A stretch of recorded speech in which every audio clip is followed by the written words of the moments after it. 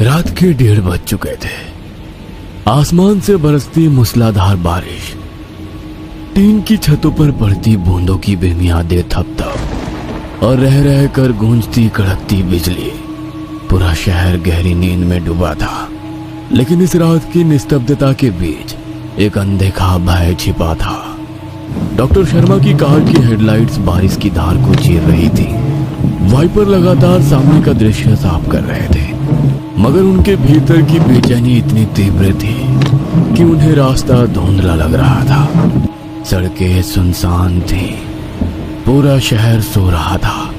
लेकिन एक जगह ऐसी थी जो कभी नहीं सोती, मेंटल असाइलम। जैसे ही डॉक्टर शर्मा असाइलम के पास पहुंचे, वहां की पुरानी भूतहा सी इमारत अंधेरे में डूबी नजर आई। सड़क किनारे लगे लैंप पोस्ट की हल्की पीली रोशनी में वो जगह और भी डरावनी लग रही थी। भारी लोहे के गेट को जकड़ती बेलें, टूटी फूटी दीवारें और चारों ओर पसरा भयानक सन्नाटा, सब कुछ जैसे किसी डरावनी कहानी का हिस्सा हो। डॉक्टर ने गाड़ी रोकी। गेट के पास 3 लोग खड़े थे, 2 पुरुष कर्मचारी और एक महिला नर्स सुनीता। उसके चेहरे पर गहरी दहशत थी। डॉक्टर तेजी से कार से उतरे और उनकी ओर बढ़े। महिला नर्स कांपती आवाज में बोली, डॉक्टर साहब, मोनालिसा, उसने शायद ट्रीटमेंट बर्दाश्त नहीं किया, उसकी सांसें बंद हो चुकी हैं। डॉक्टर ने गहरी सांस ली, अपनी भारी जैकेट झटकी और दोनों पुरुष कर्मचारियों को इशारा किया, हमें खुद देखना होगा। मेंटल असाइलम का लंबा सुनसान गलियारा अजीब सन्नाटे में डूबा था। दीवारों पर जगह जगह नमी के गहरे धब्बे थे और हवा में ब्लीच और पुरानी दवाइयों की तीखी गंध घुली हुई थी। हर कदम के साथ जूतों की चिर चिर की आवाज गूंज रही थी, मानो किसी अदृश्य चीज को जगा रही हो। जब वे कमरा नंबर 313 के पास पहुंचे तो दरवाजे के बाहर जलता बल्ब हल्के हल्के टिमटिमा रहा था। महिला नर्स सुनीता एकाएक रुक गई। उसकी आंखों में भय तैर रहा था। मैं अंदर नहीं जाऊंगी, उसने धीमे स्वर में कहा। डॉक्टर ने उसकी ओर तीखी नजर डाली और बिना कुछ कहे दरवाजे का हैंडल घुमा दिया। दरवाजे के खुलते ही अंदर से बर्फीली ठंडक का एक झोंका बाहर निकला। मोनालिसा की लाश ठंडी फर्श पर पड़ी थी। कमरे में अजीब सी नमी और सड़ांस भरी गंध थी। कहीं से पानी टपकने की धीमी आवाज भी आ रही थी। डॉक्टर धीरे से आगे बढ़े।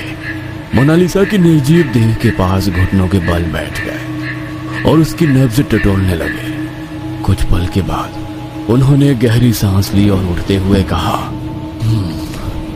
मर चुकी है। डॉक्टर ने दोनों कर्मचारियों को इशारा किया और हल्के स्वर में कहा, इसका सिर दीवार पर दे मारो, लोगों को लगे कि इसने पागल खाने में अपना सिर दीवार पर पटक दिया है। कर्मचारी एक दूसरे को देखने लगे। डॉक्टर ने दोबारा कहा, मैं जा रहा हूं, कोई दिक्कत हो तो फोन करना। डॉक्टर उस कमरे से निकले और अपने कार की तरफ जाते हुए उन्होंने जेब से मोबाइल निकाला। एक नंबर डायल करते हुए उन्होंने फोन लगाया। एक ही रिंग में सामने वाले इंसान ने फोन रिसीव किया। डॉक्टर ने मजाकिया अंदाज में कहा, क्या बात है, लगता है मेरा फोन आने वाला है, ये तुम्हें पहले से ही पता था। अपनी बकवास छोड़ो और काम की बात करो। काम हो गया है, मेरे पैसे भेज देना। और डॉक्टर की कार उस घनघोर बारिश में सड़क पर दौड़ने लगी। दोनों पुरुष कर्मचारियों ने एक दूसरे की ओर कुटिल मुस्कान से देखा और मोनालिसा पर नजर डाली। आज तो मजा आएगा। और बाहर खड़ी सुनीता से कहा, चलो तुम जाओ, हम बाकी का काम संभाल लेंगे। सुनीता भी रुकना नहीं चाहती थी। बगैर पीछे मुड़े वो अपने कमरे की तरफ चलने लगी। बाहर तेज बारिश और बिजली की चमक दिल में खौफ पैदा कर रही थी। सन्नाटे में डूबे उस मेंटल असाइलम में किसी मरीज के चीखने की आवाज से वो एकदम से डर जाती। तेजी से कदम बढ़ाते हुए वो अपने कमरे में दाखिल हुई और दरवाजा बंद कर लिया। गहरी सांस ली। आज पहली बार उसे डर लग रहा था। वो अपने बेड पर बैठ गई और टेबल पर रखी पानी की बोतल उठाई। तभी पता चला कि कमरे की चाबियां तो वो अपने साथ ले आई है, 2 घूंट पानी पीकर वो दोबारा अपने बेड से उठी और दरवाजा खोलकर बाहर देखा। बाहर जानलेवा सन्नाटा फैला था, पर वो चाबियां लेकर वार्ड से चलते हुए मोनालिसा के कमरे की तरफ जाने लगी, जहां वे दोनों पुरुष कर्मचारी थे। कमरे के पास पहुंचकर जैसे उसने भीतर झांक कर देखा, वो सन्न रह गई। क्या कर रहे हो तुम लोग? एक कर्मचारी मोनालिसा के मृत शरीर के साथ गंदी हरकत कर रहा था। सुनीता कुछ कहने ही वाली थी कि तभी किसी चीज ने उसके सिर पर जोर से वार किया। वो वहीं बेहोश होकर गिर पड़ी। उसके पीछे दूसरा कर्मचारी खड़ा था। अरे इसे क्यों मारा? समझाकर चुप कर देना चाहिए था। तुम्हें लगता है ये समझाकर चुप हो जाती? पर होश में आते ही वो सारी बातें डॉक्टर को बता देगी। इसका भी सर दीवार पे दे मारते हैं। सुबह बता देंगे कि मोनालिसा ने पागल के दौर में सुनीता का सर फोड़ दिया और खुद भी अपना सर पटक पटक कर मर गई। हाँ, ये ठीक रहेगा। चलो इसे साइड में रख दो। एक कर्मचारी दूसरे से बोला। आज तो मजा आ जाएगा। दूसरा कर्मचारी सिर हिलाते हुए बोला, तू शराब की बोतल लेकर आ, मैं गाड़ी से कुछ सामान लाता हूँ। दोनों पुरुष कर्मचारी कमरे से बाहर निकले और कमरा बंद कर दिया। मोनालिसा की लाश अब भी वैसे ही पड़ी थी, मगर उसकी एक उंगली धीरे धीरे हिल रही थी। कमरे के बाहर बारिश और तेज हो चुकी थी। बिजली की गड़गड़ाहट से हर बार अंधेरा और भी डरावना लगने लगता। तेज बारिश की बूंदें लोहे के शेड पर गिर रही थी।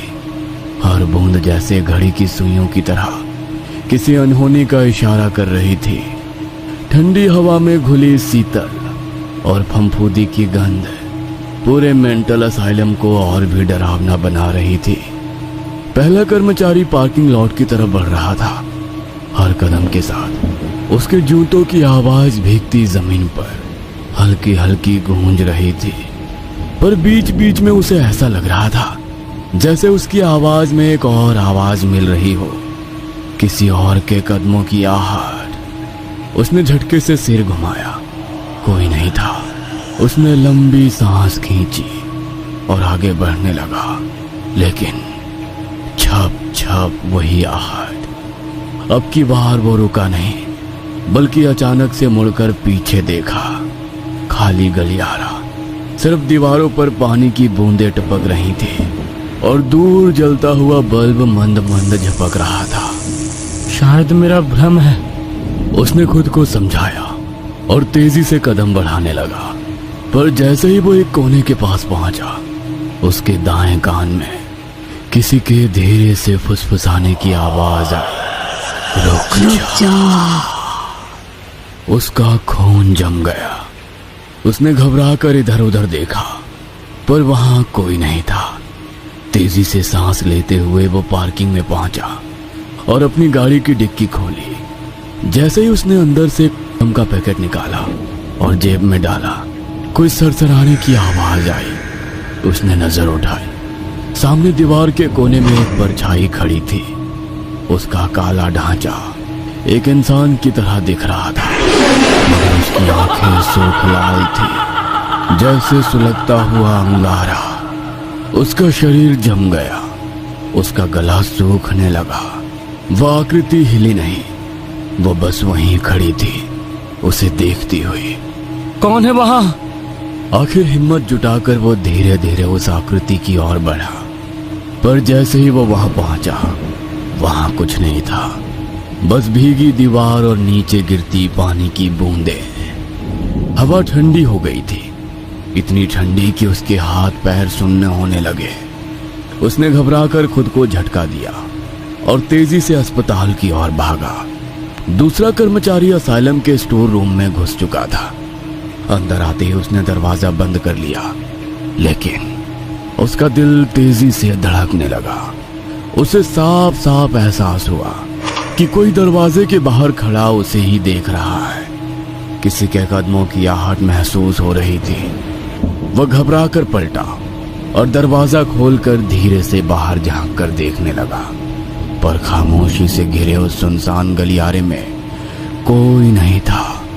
बस टिमटिमाता हुआ बल्ब जो झपक झपक कर बंद होने की कगार पर था। ये क्या हो रहा है मुझे?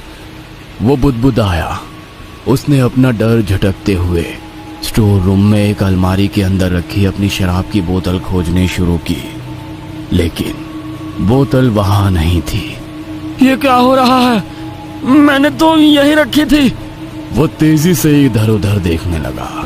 तभी पीछे से एक कांच की बोतल नीचे गिरकर टुकड़ों में बिखर गई।